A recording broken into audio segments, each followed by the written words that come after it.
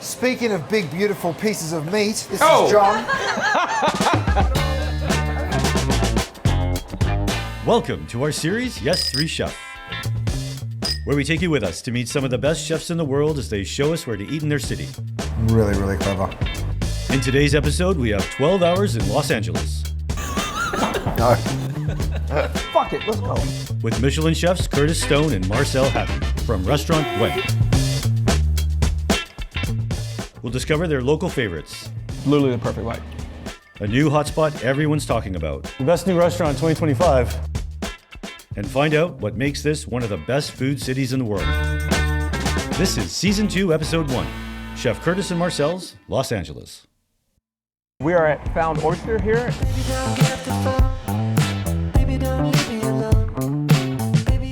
So perfect, all the raw seafood.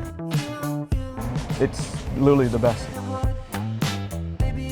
Definitely a LA staple for sure. My name's Ari Collender. I'm the chef and partner at Found Oyster, a New England-inspired oyster bar on Fountain Avenue here in Los Angeles. So let's start with the big raw bar sample platter there with the oysters and shrimp and some crudo, smoked trout tip. We gotta try the scallop tostada. Whoa. That's good, dude. We'll move into like a wedge salad and some lobster rolls. You guys wanna shuck some oysters or what? Come on back here. How many oysters do you think they've shucked in 6 years? Well, in a day, you probably do what? Probably do like 500, 600 in a day. Probably more than that. The fact that you even got the number, the daily number, you nailed it. Over 1 million sold. Dang. There's lots of different techniques to shucking the perfect oyster. It's really a leverage game. It's not about power. You know, oysters are living, they're alive. So they're gonna fight back. Another thing that people do a lot is they pop the bellies because they go in too much. And then your oyster comes out like cloudy. You know what? A lot of people talk about the sign of a good chef, making an omelette or a souffle or whatever, how they use a knife. Opening an oyster is a really good one because you go to so many joints and you look at their oysters and they look kind of mangled because they've been torn apart. Because the oyster sits in the cup like that and the lid's on it like that. So your job is to somehow sever the muscle from the top without damaging the oyster. So if you tear it apart, you ruin it. So some people like to turn it, which means you just sever it from the bottom and you turn it like that. What are they hiding, you know? I don't get it. Other people like you don't turn it because the oyster's still actually alive at this point if it's still attached to the shell on the bottom. The one thing I've heard about people who turn it is that, you know, because the oyster takes on its shape from the shell, if you turn it over, it has that more kind of opulent. Oh, that's look to interesting. it, Bit you more know? voluptuous. Yeah, exactly. The voluptuous oyster, that's what you can call the next joint. You guys are hired. This is great. 3 chefs behind a bar, shucking oysters. Bass points from Nantucket. Mom's mignonette recipe. It's got some jalapeno, shallot, and cilantro. That looks incredible. Very good way to start the day. Briny, isn't it? Yeah. Really nice. Meaty. Look amazing. I love too how you peel them, you get all the seasoning from the shells all over your hands. My partner, Joe. That's mom and dad up there. Literally go through a public beach access and the grant is just out there. Tide goes out for like a mile. So it turns into just sand and all the oyster cages are exposed. And so they go out there, they sort, and they have to beat the tide to get it all back in time. So it's an insane process. The drop right here, that's the move right there. What is that for? So you can put your oyster platter on. Please show us. Oh la la. Oh, that's sweet. That's a great idea. We read this is one of your classic. It is. I mean, this has been on the menu since the beginning and probably the most ordered dish. Maine scallops, dayboat Maine scallops. And we make a dressing with yuzu kosho and mirin, lime juice, and then we grate apple into it. Some olive oil, cilantro stems, finish with Thai basil. That's really good. So bright and fresh and all the herbs in there. But the little sweetness in the dressing with the acidity plays on the sweetness of the scallop. That's good, dude.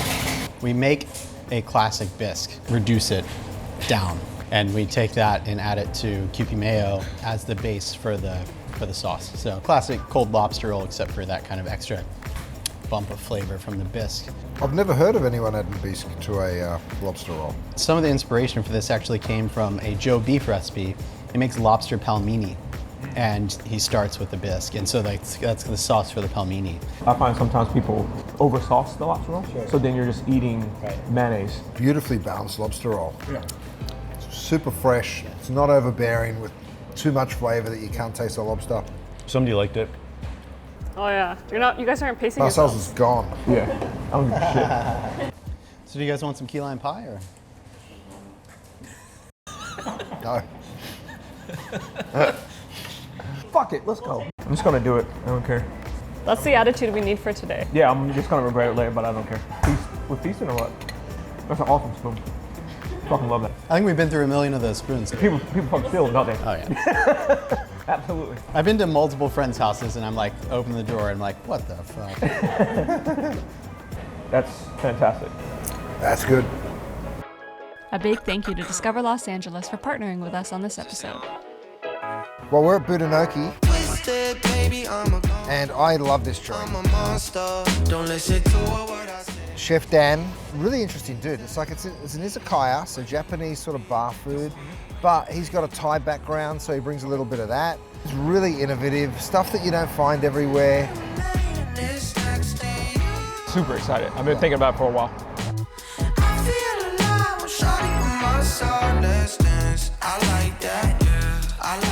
Well, I grew up right here down the street, about a mile away from here, and I just grew up in this neighborhood, you know, kind of seeing through all the changes. Did the whole like corporate America thing. I hated it, so then I went to culinary school. I haven't looked back since, you know. I'm locked in here. We ain't going anywhere. We were always pushing each other to like make it better. How we can make it like not just a good dish, but like a slapper, a banger. Like people come back for this, you know. Like how do we make people just like crave it? Hi, I'm Dan Rabilwongse. I'm the executive chef here at Budonoki. Hi, I'm Eric Bedruzian. I'm co-owner and general manager of Budonoki here in Virgil Village. Here we have our scallop crudo, kind of our signature dishes. We rotate seasonally, and right now during the fall, winter, we're using these beautiful Asian pears. Asian pear and scallops, but it's a different combination. Cilantro vinaigrette, punchy, very vibrant green. That compression on the Asian pear is very nice. And those Hokkaido scallops are like so tender. I grew up in the house of Keller, so we finish everything with finishing salts. Malden, sel gris, or like fleur de sel for most of our dishes, just to kind of like give it that extra little crunch and pop of flavor. There's a lot going on. Lots of nuance of flavor. Texture. Tiny bit of heat. Brightness from the cilantro. Little sweetness. That's smart. Yeah, it's doing like that in a good way. In homage to my mom, the story behind it is she used to make these at home and sell it to the Thai restaurants and Thai markets out here back in the 80s and 90s. Her naan was so good that people used to take it home and bring it back to Thailand with them. She has like such a cult following, people loved it. But we serve it a little bit differently, kind of a broken down, deconstructed salad. So the slaw, it has like a little bit of ginger, sliced onion, Thai basil, mint, and cilantro. Just dressed with a little bit of lime juice and fish sauce. The crispy rice ball, which is Iberico pork, toasted coconut flakes, red chili paste, and jasmine rice, all kind of like mixed together. Break open the rice ball, put a piece of sausage on there, put a little bit of the slaw. It's like the perfect bite. This one's fantastic. Multiple textures, varying temperature levels. Yeah. Literally the perfect bite. This is like how she put my dad and uncle through grad school. So that's why this dish is so like near and dear to my heart, yeah.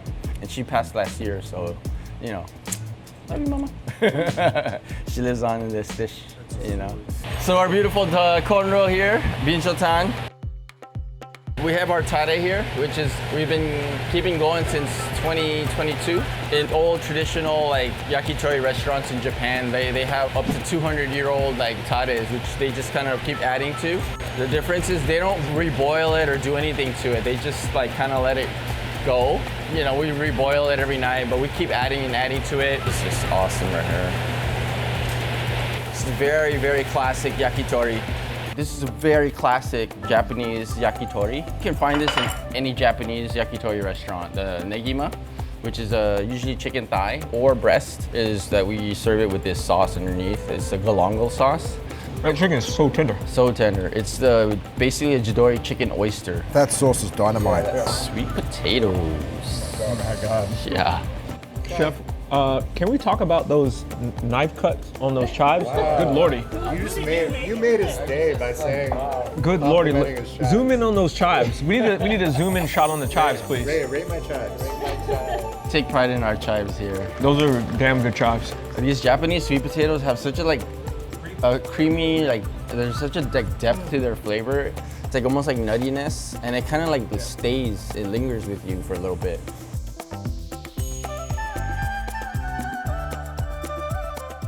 I love that tacky, like chewy skin. It's so good. The humble potato, right? Done in exceptional ways. We throw a party every night. Hope people come enjoy with us. Yeah, in our little bear cave.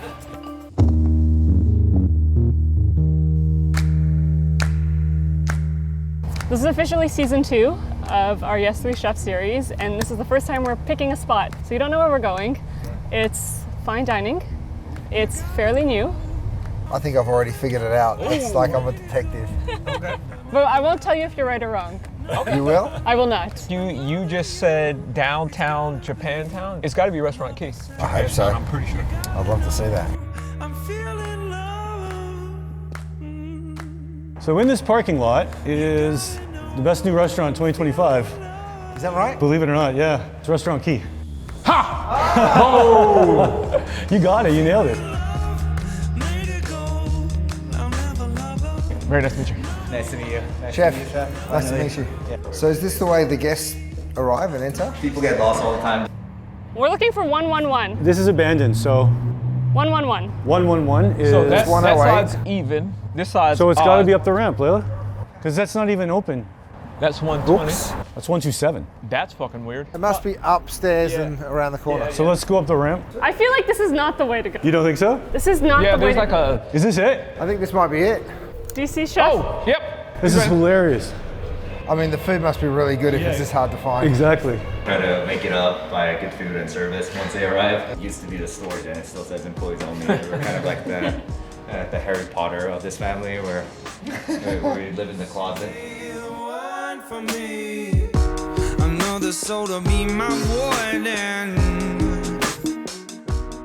My name's Ki Kim, chef of Restaurant Ki. Ki, we like to call our food new Korean cuisine, and it's not like we're trying to redefine what Korean food is supposed to be entirely, but we're using ingredients, techniques, and flavors coming from traditional Korean cuisine, and we're just incorporating that with techniques and ingredients coming from other parts of the world.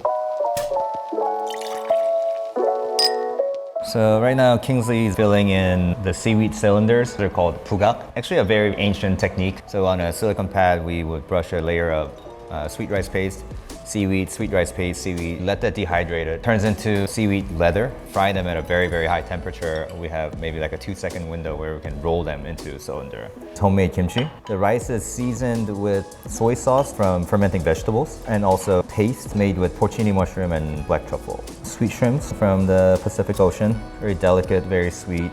Zested over some Buddha's hen. This would be the first thing that we give our guests. Bon appetit. Oh, I could hear the crunch. That mushroom rice is. Really beautiful journey. You start with the bright acidity of the Buddha's hand, and as you're putting it in your mouth, you're inhaling the truffle and porcini. And you get that like fermenty, peppery from the kimchi. Really, really clever. You spent some time at Youngsek, huh? I did. This is why this octopus dish means so much to me. I was the octopus person. When somebody does that for a certain period of time, one day you're like, okay, I finally understand this ingredient. I think that's what I took from the restaurant. It's been braised slowly, then seared quickly on the outside. Thank you, Chef. Of course. Now to the side, the green thing there is a dipping sauce that's made of octopus head. So for the first piece, dip it in the dipping sauce only, and then if you need more acidity after that, you can squeeze a lime juice over the top. That's a good piece of octopus. That's so good.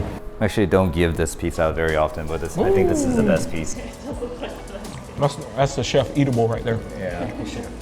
Jordan here is making the sauce for our noodle course, sauteing the innards of the crab with the aromatics and coconut fat. It's a take on a kalguksu, which is everyday noodle dish of Korea. It usually contains some kind of anchovy broth or clam broth, something very light. I wanted to make a kalguksu that could taste good every single bite, using just very, very good ingredients. The flavors are very bold. Jordan here is adding some of the eel sauce, tare as well for when they grill things. This is freshwater eel that's been glazed with that tare.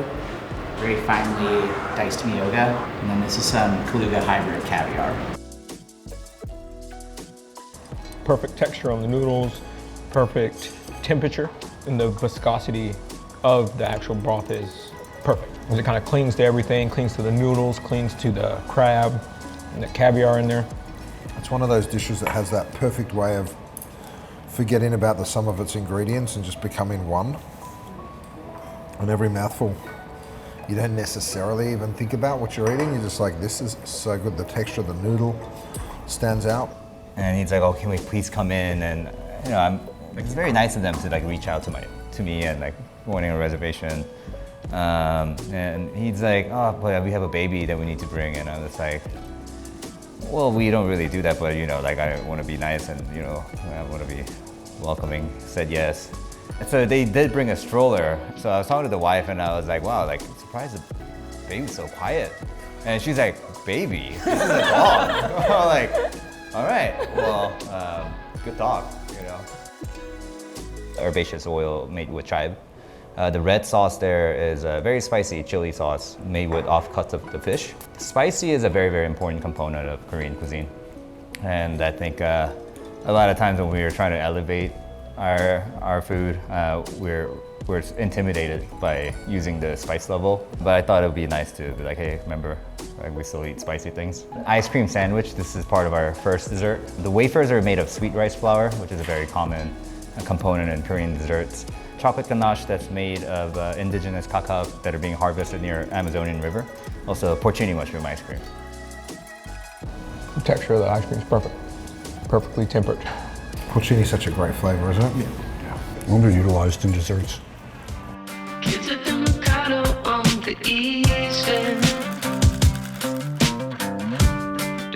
Well, we couldn't not show you what we're doing at Gwen. We cook everything on live fire.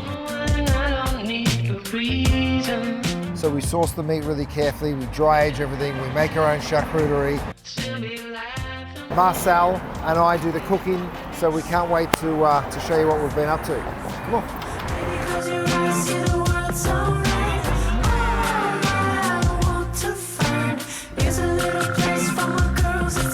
We burn the wood in here, so that's the brasero. As that wood burns, the coals fall through here. We utilize that heat because we cook beef that's quite rich, very fatty. That fat will cause the beef to flare. We start by tempering the beef, so this is a bone-in ribeye. We've aged it for 30 days. Because it's a big piece of meat, you can't season the inside of it, so you've got to season it generously on the outside. Cook on an intense heat. Of course, that would overcook the beef on the outside of the steak. So what we do is we'll take it off and rest it here, so this becomes a big resting station. And again, it's harder for the heat to penetrate through the bone, so that's why we always keep the bone facing the fire. You're starting to develop that color. Then it rests for about 5 to 7. It'll go back on for another minute on each side, rest for another 5 to 7, and that's repeated until we get that perfect cook on the inside of the beef. But that resting in the middle of the cook is very, very important to the way we do it. My favorite station, I love the grill. It's probably the hardest. I can keep my eye on what's happening in the dining room here. A senior chef will always be here, running the pass, making sure that all the food's going to the right tables, and cutting all the meat, checking the cuissons, making sure that we've cooked everything accurately. The asador is where we cook bigger pieces of meat, or we smoke sometimes. We also use it as a resting station. And then the charcoal burning oven, that's where we cook most of our vegetables.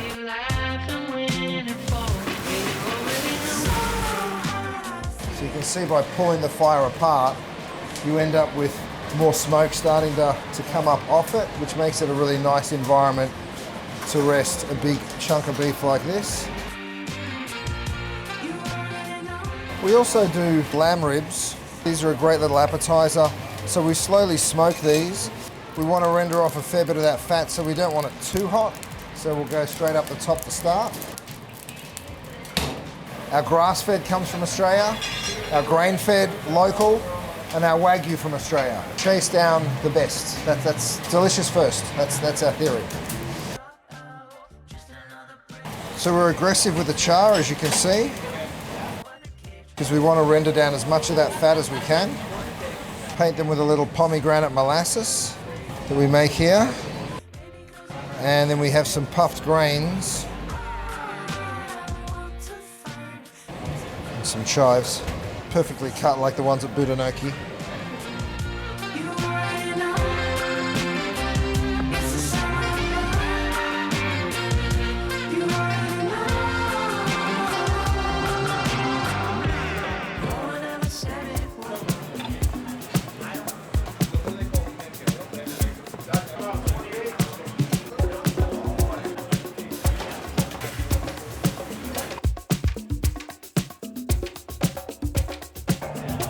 So this is our cauliflower risotto. Crispy Parmesan chips with black pepper, a little bit of Parmesan and chives in there. And then we're gonna shave on some black truffles coming from Croatia. Now's when you need to distract me so I can keep shaving for you. So tell us a secret on how to cook a perfect steak. Choose your weapon here.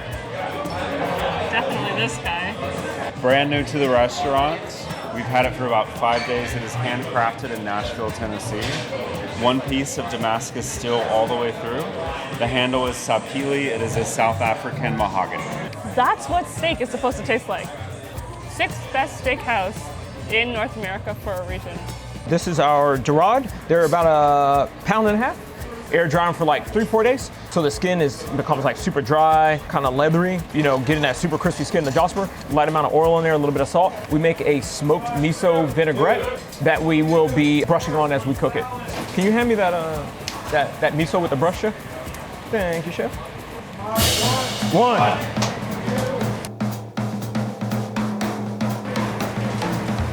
If you take a look at that, now we're starting to get a little bit of color on there. And at this point, I'll take it, I'll flip it. And we'll take it, we'll brush it one more time. Flip it again. Start a little bit on the bottom, and then we'll finish it up top. And then from like that point, it'll be like minute, 2 minutes. And we'll just let it ride just like that. You see that skin is super crispy, super bubbly. And then we'll slide that onto our olive oil and lemon juice. Give it kind of like a shimmy. Kind of get all that lemon juice and olive oil on there. Then we'll give it one last brush. We'll come over to the pass. A little bit of fennel, some red sorrel, some mustard krill, micro dill, cobra olive oil, freshly shaved fennel.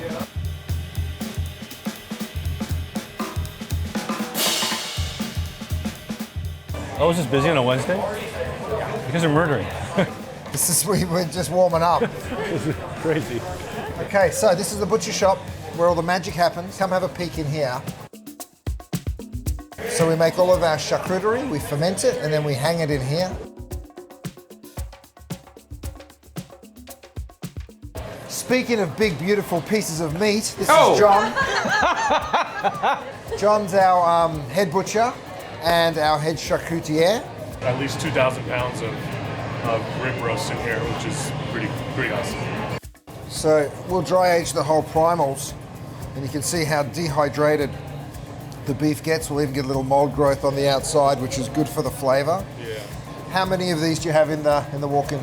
So I'd say about 50. We can go through like 20 in one day. 20 in one day? Yeah. It's pretty special. If you do want me, give me little sugar. If you don't want me, we are at Bar Benjamin here on Melrose.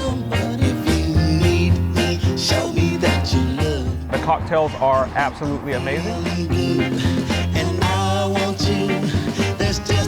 one thing. Cocktails, you took on my language, chef. Just give me some kind of sign, girl. Oh, my baby, to show me that you're mine, girl. Oh, yeah. Just give me some kind of I'm Ben Hundreds, and we're at Bar Benjamin. I call it a modern cocktail bar.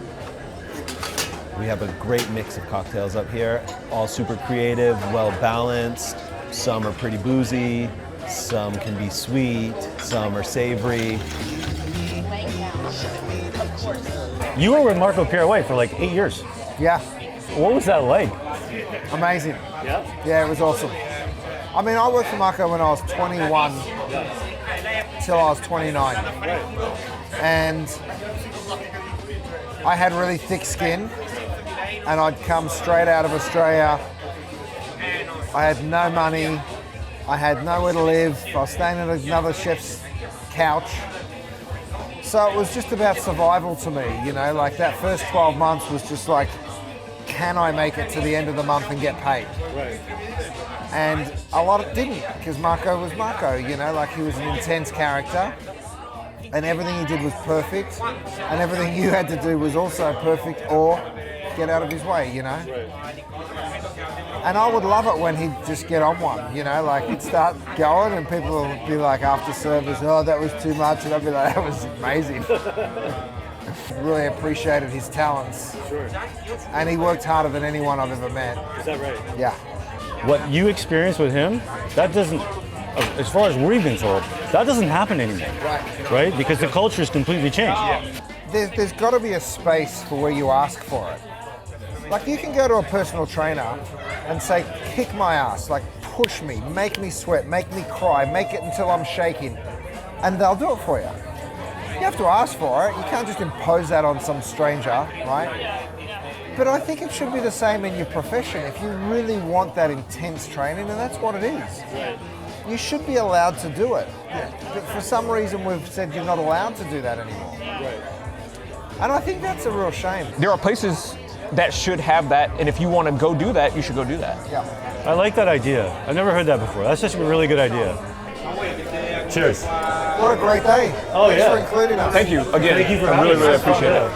The only person that came in that I was kind of like, oh shit, was Christopher Nolan. He sat at the counter just like a normal person. I was like, you're not normal, sir. But that one was super cool. All my cooks, they was like freaking out. They're like, oh my God. When I was doing Top Chef, they're like, today we're going to do like a bit of a different concept. We've got a boxer coming in, and we're, you know, we're going to put the chefs in a ring, and you're going to commentate. And I'm like, who's a boxer? And they're like, Sugar Ray Leonard. Oh, I'm like, come on. Sugar Ray Leonard. I'm working with Sugar Ray Leonard.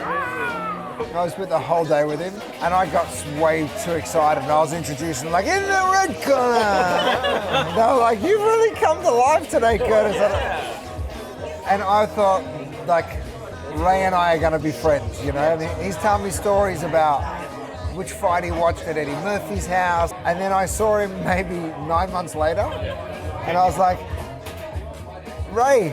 And he's like, hey man, like, and he didn't recognize me at all. And I was devastated. I was like, oh no.